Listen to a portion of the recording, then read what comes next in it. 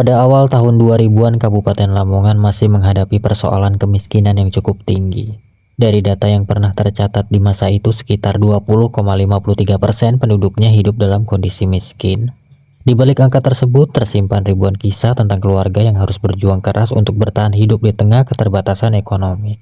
Kemiskinan bukanlah hanya soal kekurangan materi. Bagi banyak orang, terutama seorang pria yang memikul tanggung jawab besar sebagai kepala rumah tangga, kemiskinan juga menghadirkan tekanan batin yang tidak ringan. Hubungan dengan kerabat bisa merenggang, pergaulan menjadi terbatas, dan tak jarang seseorang merasa dipandang sebelah mata karena keadaan hidupnya yang dijalani tidaklah setara. Namun tidak semua orang memilih menyerah dalam keadaan ini. Sebagian justru menjadikan kesulitan itu sebagai bahan bakar untuk terus melangkah dan terus berjuang. Tekad dan dendam menjadi seperti garis yang tipis, nyaris tak terlihat batasnya. Mereka menyimpan keduanya untuk membuktikan bahwa nasib dapat diubah. Mereka terus berjuang, bahwa kemiskinan bukanlah warisan yang harus diterima selamanya, melainkan keadaan yang harus diperjuangkan untuk kemudian ditinggalkan. Seperti kisah berikut ini, pahit dan getih rasanya dijauhi keluarga dekat menjadikan Nur Hasan Yogi Mahendra bertekad mengubah hidupnya jauh lebih baik dari hari ini. Desa Ngelebur, Kabupaten Lamongan, Jawa Timur menjadi saksi bisu betapa sakit dan lelahnya Nur Hasan hidup di bawah garis kemiskinan. Nur Hasan bukanlah seorang yang pemalas, ia bekerja keras setiap hari, tapi sepertinya istilah kata kerja keras tidak akan mengkhianati hasil, membuatnya tidak begitu mempercayai kata-kata itu. Bagaimana tidak? Nur Hasan sudah beberapa kali menggeluti pekerjaan yang menurutnya berat dan keras, namun tetap saja berakhir nol. Nur Hasan pernah menjadi seorang pengembala ternak milik orang, pernah menjadi seorang pedagang, bahkan ia juga pernah menjadi seorang babu. Lalu kerja keras yang seperti apa lagi yang bisa membuat ekonomi keluarganya stabil, kalau tidak dengan cara yang mengambil resiko lebih besar? Lalu apa? Pesugihan. Lelah rasanya hidup seperti ini. Ingin cepat jadi orang kaya saja dengan cara instan.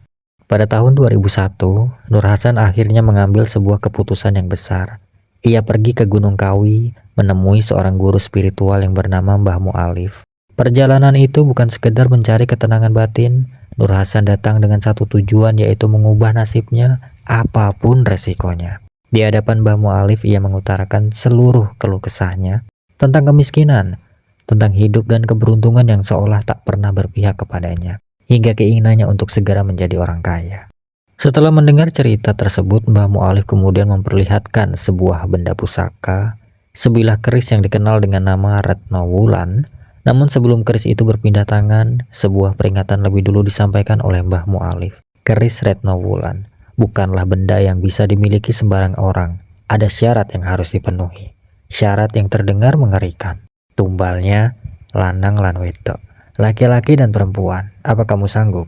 Kata Simbah. Bahkan Simbah sempat mengingatkan agar Nur Hasan mempertimbangkan kembali keputusannya, karena sekali menerima pusaka itu, konsekuensinya dipercaya tidak bisa dianggap remeh. Namun saat seorang sudah putus asa, terkadang rasa takut kalah oleh keinginan untuk mengubah nasib. Tanpa berpikir panjang, Nur Hasan menyatakan kesanggupannya. Akhirnya keris Retno Wulan itu ditebus dengan harga 5 juta rupiah. Nilai yang pada tahun 2001 tergolong sangat besar, apalagi bagi seorang yang selama ini hidup dalam keterbatasan ekonomi. Sejak hari itu, Nur Hasan pulang ke Lamongan sambil membawa keris tersebut. Ia percaya dan yakin bahwa keberuntungan sebentar lagi akan berpihak ke dirinya. Inilah awal dari kehidupan baru yang selama ini ia impi-impikan. Pada awal tahun 2002, Nur Hasan akhirnya bisa sedikit bernapas lega, sebab usahanya kali ini berkembang pesat, tidak seperti usaha sebelumnya. Usaha yang ia punya waktu itu adalah jual beli emas batangan dan juga membuka usaha wartel, warung telekomunikasi atau warung telepon yang hits pada masa itu. Nur Hasan rupanya tidak bergerak sendiri dalam dua bisnis itu. Ada seorang investor bernama Suyitno, warga Telogo Haji, Sumberjo, Bojonegoro, Jawa Timur. Beliau menanamkan beberapa modal untuk kemudian nantinya dibagi hasil. Masih di tahun 2002, tepatnya di hari Sabtu 16 Februari tahun 2002.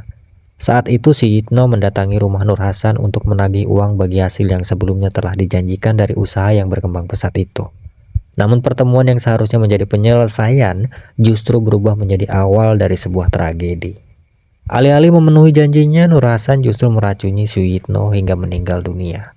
Setelah korban tak bernyawa, jasadnya kemudian dibawa dan dibuang di kawasan pantai Kenjeran. Aksi Nur Hasan tidak terendus oleh polisi. Usahanya makin sukses, Nur Hasan makin kaya raya. Memasuki bulan Juli tahun 2002, usaha jual beli emas yang dijalankan Nur Hasan kembali mendapat suntikan modal dari seorang investor baru. Investor tersebut bernama Sumiati, warga Kedung Pring, Lamongan. Di daerahnya, ia dikenal sebagai seorang pengusaha tempe kedelai yang cukup sukses dan memiliki kondisi ekonomi yang lebih mapan. Namun kepercayaan yang diberikan Sumiati justru berakhir menjadi sebuah tragedi. Pada Jumat 2 Agustus tahun 2002, Nur Hasan mengajak Sumiati berziarah ke makam Sunan Ampel. Setelah selesai berziarah, dalam perjalanan pulang, Nur Hasan meracuni Sumiati hingga meninggal dunia. Untuk menghilangkan jejak, jasad Sumiati kemudian dibuang di kawasan Tol Dupak, Surabaya. Setelah menghabisi nyawa Sumiati, Nur Hasan kembali berhasil menghilang tanpa meninggalkan jejak. Pihak kepolisian waktu itu belum mampu menemukan pelaku yang menghabisi Sumiati. Sementara itu, modal usaha yang sebelumnya dipercayakan oleh Sumiati kini sepenuhnya berada di tangan Nur Hasan. Sekarang tidak ada lagi yang menagih uang untuk bagi hasil dari penjualan emas, karena Sumiati telah kehilangan nyawanya di tangan Nur Hasan. Usaha emas batangan Nur Hasan makin sukses dan berkembang. Nur Hasan yang dikenal pintar meyakinkan para rekan bisnisnya kemudian mendapat suntikan dana dari investor lagi. Sekitar tahun 2004, Muhammad Arifin, warga Sungai Lebak, Kecamatan Karanggendeng, Lamongan, menyetorkan uang sejumlah 300 juta rupiah kepada Nur Hasan. Aturannya tetap sama, yakni bagi hasil. Jumat 31 Desember tahun 2004, Muhammad Arifin sengaja menghabiskan malam tahun baru 2004 sendirian tanpa membawa keluarganya ke rumah Nur Hasan. Selain itu, Arifin juga punya niatan untuk menagih pembagian uang penjualan emas yang beberapa waktu lalu sempat disetujui Nur Hasan. Memasuki tahun baru, Sabtu 1 Januari tahun 2005, berbeda dari korban-korban Nur Hasan sebelumnya yang dihabisi dengan cara diracun, kali ini Muhammad Arifin dihabisi dengan cara dilukai lehernya dengan sebilah benda tajam, lalu kemudian jasadnya dikubur tepat di belakang rumahnya. Modal sebesar 300 juta rupiah, kini sepenuhnya berada di tangan Nur Hasan. Tidak ada lagi yang datang menagih pembagian keuntungan ataupun meminta uang kembali. Dengan leluasa, ia mulai memanfaatkan dana tersebut untuk membeli berbagai aset, mulai dari kendaraan hingga tanah. Sementara itu, Abidah, istri Muhammad Arifin, panik. Sudah beberapa hari suaminya tidak pulang ke rumah semenjak pergi di malam tahun baru. Lapor polisi sudah, tapi belum menemui titik terang. Hingga pertengahan Januari tahun 2005, rumah Nur Hasan, Yogi Mahendra, digerebek oleh anggota kepolisian Lamongan. Nur Hasan bingung, tetangga sekitar lebih bingung. Rumah Nur Hasan digeledah. Setelah sekian lama menyusuri sudut-sudut rumah, tiba-tiba ada anggota polisi yang mencurigai gundukan tanah di belakang rumah Nur Hasan. Awalnya Nur Hasan berkelit, namun setelah gundukan itu dibongkar dan jasad Arifin ditemukan, Nur Hasan tidak bisa berkutik.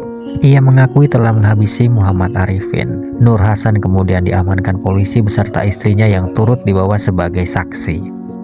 Kabar mengenai kasus ini dengan cepat menyebar dan membuat warga geram, terlebih salah satu korbannya merupakan warga Kecamatan Karanggendeng. Tak lama kemudian beredar berbagai provokasi yang semakin membakar emosi massa. Entah siapa yang memulai duluan, namun situasi saat itu berubah menjadi semakin tegang dan sulit untuk dikendalikan. Dengan penuh emosi dan aksi anarkis, massa menghancurkan kaca-kaca jendela, usaha wartel Nur Hasan, dan mengobrak-ngabrik perabotan rumah. Tak hanya itu, mereka yang kebanyakan tetangga pelaku pun merusak fisik bangunan rumah pelaku. Kasus ini kala itu sempat ramai diperbincangkan banyak warga, terkhusus warga Lamongan. Sebab dalam beberapa kali sidang di Pengadilan Negeri Lamongan, banyak massa yang entah datang dari kecamatan mana tiba-tiba datang dengan rombongannya. Massa geram dengan aksi Nur Hasan yang sudah menghabisi 3 nyawa. Tiap sidang massa selalu berusaha masuk ke dalam ruang sidang. Namun beruntung aksi massa selalu berhasil diredam oleh pihak kepolisian yang berjaga kala itu. Seperti hari itu, beberapa rombongan truk datang ke Pengadilan Negeri Lamongan. Ada yang dari Kecamatan Karanggendeng dan juga Kecamatan Kedung Pring. Mereka memakai pengeras suara untuk menyampaikan keadilan bagi para korban. Saat itu sidang dilaksanakan dengan agenda mendengarkan keterangan saksi. Yang membuat massa semakin marah adalah saat Eni, istri terdakwa Nur Hasan, menyampaikan keterangannya di hadapan hakim. Terdengar di luar aksi massa yang menyuarakan suara mereka menggunakan pengeras suara. Kata mereka, "Bunuh, bunuh Nur Hasan," begitu kata massa. Ada yang berteriak tepat di hadapan polisi yang berjaga di depan pintu ruang sidang. Ada pula yang berteriak di atas truk yang berjejer di halaman Pengadilan Negeri Lamongan. Bisa kalian bayangkan betapa mencekamnya sidang kasus ini berjalan waktu itu. Kemudian pada Senin 2 Mei tahun 2005, sidang digelar dengan agenda tuntutan JPU. Dalam keterangannya, Nur Hasan Yogi Mahendra mengaku ke awak media jika ia siap menerima tuntutan JPU, sekalipun tuntutannya adalah hukuman mati. "Saya pasrah saja sama Allah. Harapan saya semoga Allah menerima tobat saya," begitu katanya. JPU kala itu menuntut terdakwa Nur Hasan Yogi Mahendra dengan tuntutan hukuman mati. Menurut JPU Nugroho, terdakwa Nur Hasan dengan sengaja menghabisi Suyitno, Sumiati, dan Muhammad Arifin karena tak ingin para korban menagih uang ratusan juta yang dititipkan padanya. Sedianya uang itu akan digunakan dalam bisnis perhiasan emas, namun hak para korban tidak pernah dipenuhi. Bahkan, jika saja Nur Hasan saat itu berhasil menghilangkan nyawa seorang investor bernama Imam, mungkin saja korban Nur Hasan genap 4 orang. Namun beruntungnya saat itu Imam yang sudah diracun masih bisa terselamatkan. Itulah dasar-dasar JPU Nugroho menuntut terdakwa Nur Hasan Yogi Mahendra dengan hukuman mati. Pada hari Senin 23 Mei tahun 2005, sidang putusan atas kasus ini digelar di Pengadilan Negeri Lamongan. Oleh hakim kala itu, terdakwa Nur Hasan Yogi Mahendra divonis hukuman mati. Sepeninggal suaminya, Abidah kini hidup dalam keterpurukan sebab tidak mudah baginya untuk melunasi hutang suaminya di sebuah bank ternama. Hutang dengan jumlah yang tidak sedikit, yaitu sebesar 500 juta rupiah. Setelah lebih dari 15 tahun, Nur Hasan Yogi Mahendra yang menjalani hukuman di Lapas Kelas 1 Porong, Surabaya, kabarnya ia berubah total. Kini ia sudah bertaubat. Menurut kuasa hukumnya dan orang-orang yang ada di lapas mengatakan bahwa Nur Hasan sekarang rajin sholat, rajin mengaji, dan juga berdakwah. Teman-teman di lapas juga sudah menganggap Nur Hasan sebagai seorang ustadz. Pada tahun 2011, kuasa hukum dari Nur Hasan Yogi Mahendra telah mengajukan permohonan gerasi kepada Presiden Indonesia. Namun hingga kini belum mendapatkan jawaban atas permohonan gerasi tersebut. Meskipun demikian, sebagai kuasa hukum, ia akan terus berjuang agar hukuman Nur Hasan Yogi Mahendra bisa lebih ringan dari yang sebelumnya hukuman mati menjadi seumur hidup. Pada tahun 2020, Nur Hasan membagikan pengalamannya yang hampir mati karena virus corona. Kepada Tribun Jatim, ia membagikan pengalamannya saat itu antara hidup dan mati saat terpapar virus corona. Nama saya Nur Hasan Yogi Mahendra, terpidana mati, sudah 16 tahun di LP Porong, cukup lama.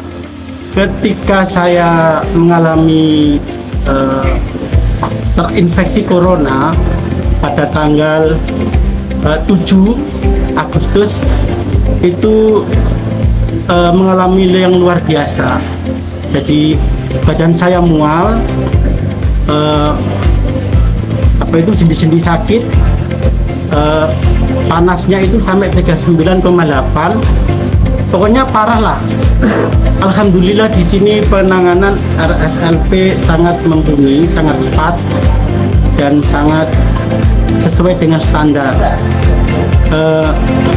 Ketika saya diisolasi dengan 57 orang, itu ada kejadian yang luar biasa. Mereka takut mati, saya juga takut mati saat itu karena saya yang paling terparah itu. Jadi ketika kita sakit corona itu harus punya positive thinking. Artinya kita harus punya semangat untuk sembuh. Terutama terima kasih kepada Bapak perawat, Bapak Dokter Harjo ya, yang menangani dengan baik untuk warga binaannya yang terpapar sakit corona. Namun perjalanan kasus ini belum benar-benar berakhir. Permohonan gerasi yang diajukan masih menjadi tanda tanya besar. Akankah gerasi tersebut dikabulkan oleh presiden atau justru ditolak oleh presiden sehingga putusan hukuman mati tetap berlaku? Belum ada jawaban yang pasti. Yang jelas, setelah lebih dari 2 dekade berlalu, keluarga korban dan masyarakat masih menantikan kepastian akhir dari kasus yang pernah menggemparkan Lamongan. Pada akhirnya, kisah ini bukan hanya tentang 3 nyawa yang hilang atau vonis hukuman mati yang dijatuhkan kepada Nur Hasan Yogi Mahendra. Ini juga menjadi pengingat bahwa sebuah keputusan yang diambil saat dikuasai keputusasaan dapat mengubah seluruh jalan hidup seseorang. Pada awal tahun 2000-an, Nur Hasan adalah seorang pria yang hidup dalam tekanan ekonomi dan merasa dipandang rendah karena kemiskinan. Namun, keadaan sesulit apapun tidak pernah dapat dijadikan alasan untuk merampas hak hidup orang lain. Keinginan mengubah nasib adalah hal yang wajar, tetapi ketika keserakahan mulai mengalahkan hati nurani, batas antara perjuangan dan kejahatan pun lenyap. Semoga kisah ini menjadi pelajaran bagi kita semua bahwa rezeki yang diperoleh dengan cara yang benar, meski datang perlahan, akan selalu lebih berharga daripada kekayaan yang diraih dengan mengorbankan orang lain. Sebab pada akhirnya, setiap pilihan akan membawa konsekuensinya sendiri dan keadilan akan terus mencari jalannya, seberapapun lamanya. Akhir kata, saya Mas Kepo dengan segala kekurangan mengakhiri kisah ini. Wassalamualaikum warahmatullahi wabarakatuh.